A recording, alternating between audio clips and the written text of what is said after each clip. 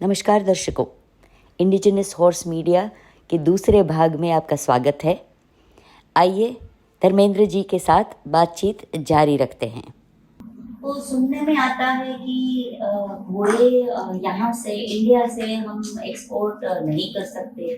कहीं ऐसे सुनने में आता है कि अभी इंडियन गवर्नमेंट ने एक्सपोर्ट खोल दिया है, अभी हम एक्सपोर्ट कर सकते हैं। तो ये कंफ्यूजन क्या है, ये इसके बारे में थोड़ा बताइए। मेरा जहाँ तक नॉलेज है, सेंट्रल गवर्नमेंट ने कभी भी इंडिजिनियस हॉर्स को बैन नहीं किया था एक्सपोर्ट के। हाँ, लेकिन अपना इंडिजिनियस हॉर्सेस काठियावाड़ी, मारवाड़ी और सिंधी तीनों थ्रेटन ब्रीड में, तो उसकी संख्या ज्यादा नहीं होने की वजह से सेंट्रल गवर्नमेंट ने रोक लगाई थी क्योंकि पहले तो अपने इंडिजिनियस हॉर्सेस को बढ़ाओ फिर एक्सपोर्ट करो। तो बेसिकली फार्मर को यही समझ आनी चाहिए कि भाई आपके पास में अगर ए कैटेगरी का जानवर है, वो रख के बी कैटेगरी के, सी कैटेगरी के या ए कैटेगरी के भी आप भेजो, कोई दिक्कत नहीं। लेकिन अपने पास कुछ रहने दो, गिर गाय जैसा ना हो कि ब्राजील से अपने को स्पर्म लाने पड़े।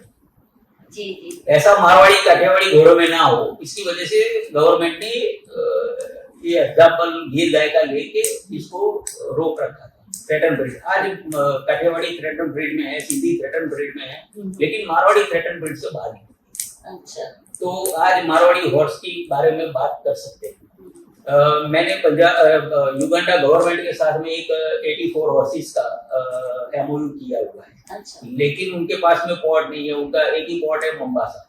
मोम्बासा पोर्ट के ऊपर अभी लाइव स्टॉक की आवागमन कर है, तो इसकी वजह से जो वो मेरा एमओयू फुलफिल नहीं हुआ है। अदरवाइज एनिमल हस्बेंड्री ने एग्जिम बैंक है, उसमें फंड भी अलॉट कर दिया है 84 हॉर्सेस का। और वहाँ जो बड़े जो डेजर्ट का वो फॉरेस्ट है, उसमें इको फ्रेंडली सफारी के लिए उन्होंने ये हॉर्स सफारी स्टार्ट करने का स्टार्ट किया है। और 84 हॉर्सेस का उन्होंने हमारे साथ में एमओयू किया है युगांडा गवर्नमेंट। जैसे ही मोम्बासा खुल जाएगा तो ये 84 हॉर्सेस एक्सपोर्ट हो जाएगा। दर्शकों, एक बहुत इंटरेस्टिंग सवाल आपके हिसाब से धर्मेंद्र जी बताइए, कौन सा घोड़ा एकदम आइडियल या बेस्ट कहलाए? मैडम ऐसा है, मेरे हिसाब से देखने जाए आज का शो पर्पस अलग है और आइडियल मारवाड़ी हॉर्स किसको कहा जाए वो अलग सब्जेक्ट है। मेरे हिसाब से मेरी खुद की नजर में एक घोड़ी थी जिसका नाम था रणदेड़ा। रणसी गांव में उसकी पैदाइश हुई थी और हम लोग कई बार उस घोड़ी के साथ में चैंपियनशिप में शो किए हुए हैं। वो घोड़ी के जो कैरेक्टर्स थे, वो कैरेक्टर्स आज दिन तक मैंने किसी घोड़े में। दूसरा मेरे पास में एक गिरनार करके है, अजमेरी लाइन का घोड़ा है। वो गिरनार में भी रणदेड़ा में 100% था, तो इसमें 99%, इसमें 1% कम हो गया है उस घोड़ी के हिसाब से। लेकिन इसमें भी कैरेक्टर अजमेरी लाइन का जो मेरे पास गिरनार है, उसमें भी 100% कैरेक्टर वाइज घोड़ा बांध सकते हैं। तो मेरी नजर में ये दो मेरे हिसाब से आइडियल मारवाड़ी है। घोड़े जब लोग रखते हैं तो उसकी जो मेथड्स है रख रखाव की, हर किसी की अलग रहती है और लोग उसमें शायद कोई कॉमन मिस्टेक्स भी करते होंगे, तो उसके बारे में बताइए। मेरी हिसाब से जैसे ही घोड़े आपके स्टेबल्स में रहते हैं तो स्कूलिंग के लिए अलग जगह होनी चाहिए। जो सुबह 6 बजे से लेके शाम को 6 बजे तक वो स्कूलिंग वाली जगह में होनी चाहिए। 6 बजे के बाद में उसको फ्री करके अपने स्टेबल में फ्री कर दो, बिल्कुल, जिसमें कॉलर भी नहीं लगा हो, तो वो 100% सेफ हो जाता है। कई बार मैंने सुना है कि कई घोड़ों की जो गेट्स होते हैं उसमें कॉलर्स आ गया और वहीं खुला नहीं पाए तो वो वहीं फांसी में आ गया, प्रॉब्लम हो जाती है। और घोड़ा एक्सपायर हो जाता है। तो अगर आप रिमूव कर देते हो वो सेफ है। और दरवाजे भी आप किसी डिजाइन के बनाओ कि कहीं कुछ उसकी रस्सी या कॉलर फंसे नहीं, तो ये रखना चाहिए। दूसरी बात, जब सुबह 6 बजे से शाम के 6 बजे तक दूसरी जगह पे घोड़ा मूव हो जाएगा तो उसके स्टेबल सूख जाएंगे। रात भर ने उसमें जो पेशाब किया होगा, लीड की होगी, वो स्टेबल की सुबह जैसे स्कूलिंग के लिए घोड़ा बाहर निकलेगा उसकी वो साफ सफाई हो जाएगी और पूरा उसको सूर्य प्रकाश मिल जाएगा। तो उसमें सबसे ज्यादा बैक्टीरिया का प्रॉब्लम रहता है और इंडिजिनियस हॉर्स में ब्लड पैरासाइट्स बहुत होता है, तो उससे वो छुटकारा मिल जाएगा। तो ये चीजें ध्यान रखने जैसी है।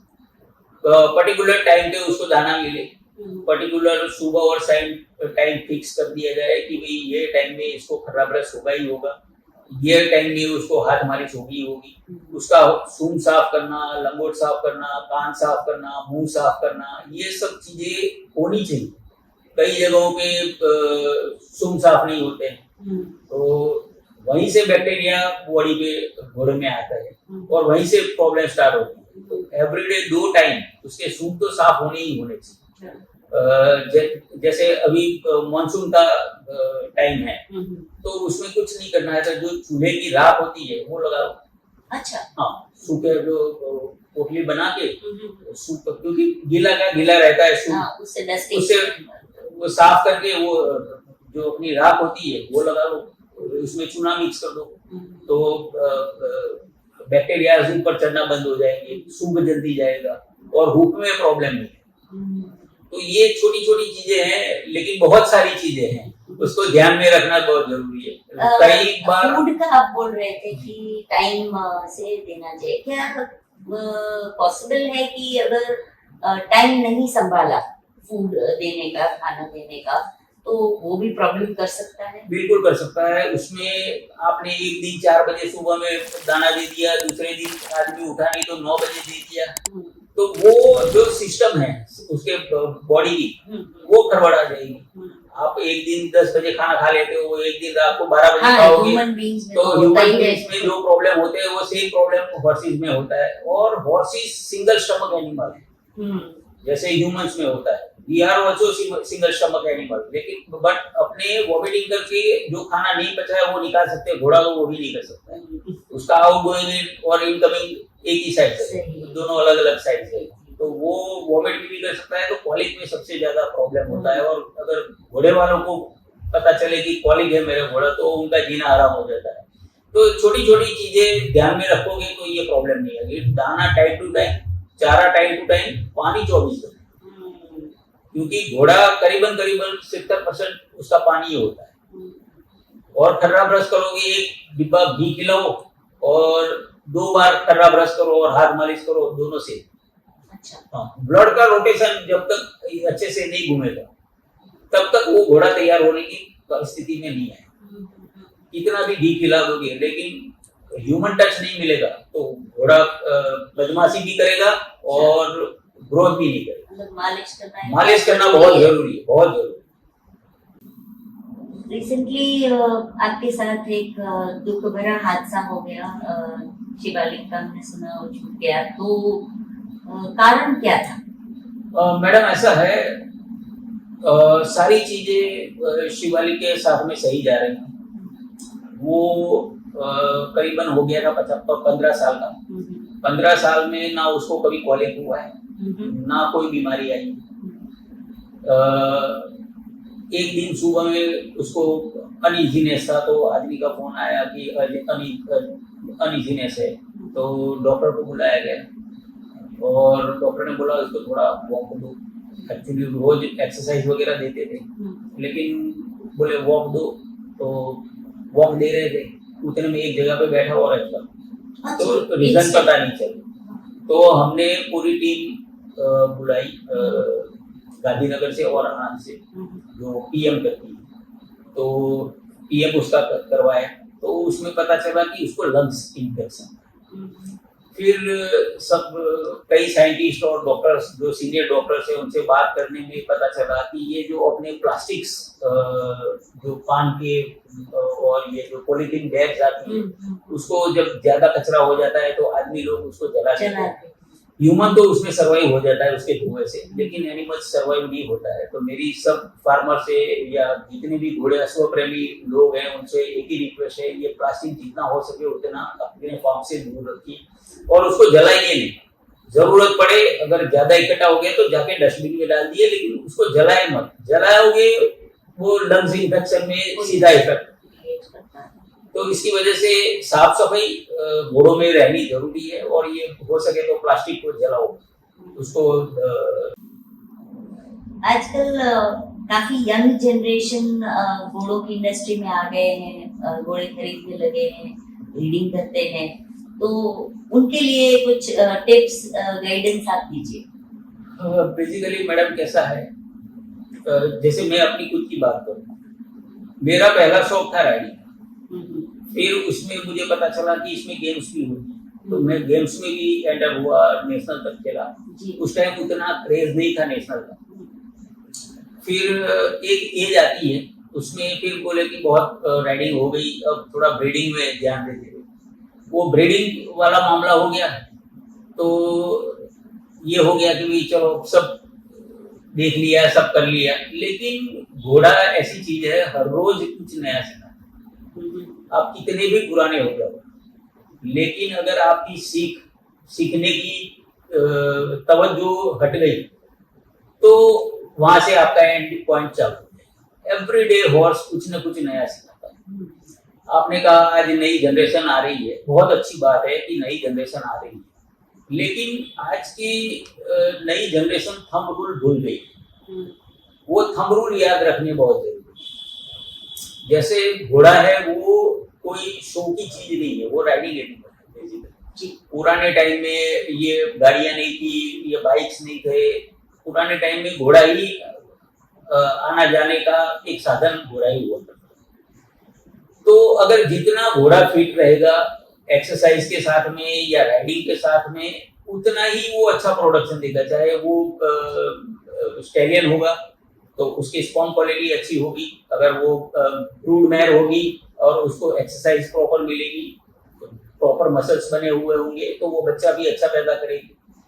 आजकल ये हो गया है। सर ये मैं आपको इंटरप्ट करती हूँ, लेकिन लोगों में ऐसी एक मेंटालिटी है कि अगर ब्रीडिंग के लिए घोड़ी लाए हैं, ब्रूड मैर लाए हैं, तो उसको ज्यादा एक्सरसाइज नहीं करवाते, उसको दौड़ाते नहीं, उसके राइडिंग नहीं करते।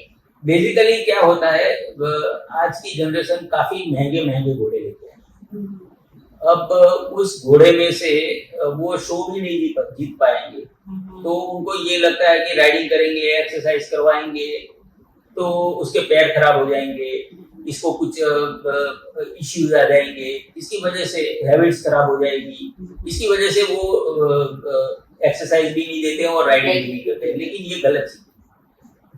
हर एनिमल को एक्सरसाइज भी देनी चाहिए, और आपको अगर आपके पास में अच्छा शो एनिमल है तो आप प्लेजर राइडिंग करो, लेकिन उसको एक्सरसाइज तो देना है। आप जैसे दूसरे घोड़े को 45 मिनट में शॉर्ट कैंटर करके थका के छोड़ देते हो पैरेट में, वो जो आपका शो वाला एनिमल है उसको 2 घंटे आराम से वॉक कराओ।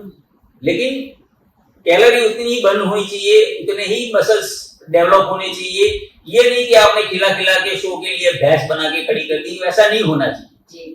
मेरे हिसाब से फिट एनिमल होना बहुत जरूरी है। फिट होगा तो आगे प्रोडक्शन में चाहे मेल होगा या चाहे फीमेल होगा, वो दोनों प्रोडक्शन के लिए अच्छा है। पटेल फार्म की एक यूनिक चीज़ आपको बताऊं दर्शकों, तो इन्होंने अभी तक एक भी घोड़ा या घोड़ी बेचे नहीं हैं। जो भी दिए हैं वो सब दान में ही दिए हैं। उम्मीद है आपको ये एपिसोड अच्छा लगा हो और धर्मेंद्र जी ने जो जानकारी दी वो आपके लिए लाभदायक हो। लाइक कीजिए, शेयर कीजिए, कमेंट कीजिए, और जिन्होंने सब्सक्राइब नहीं किया है वो सब्सक्राइब कीजिए। धन्यवाद।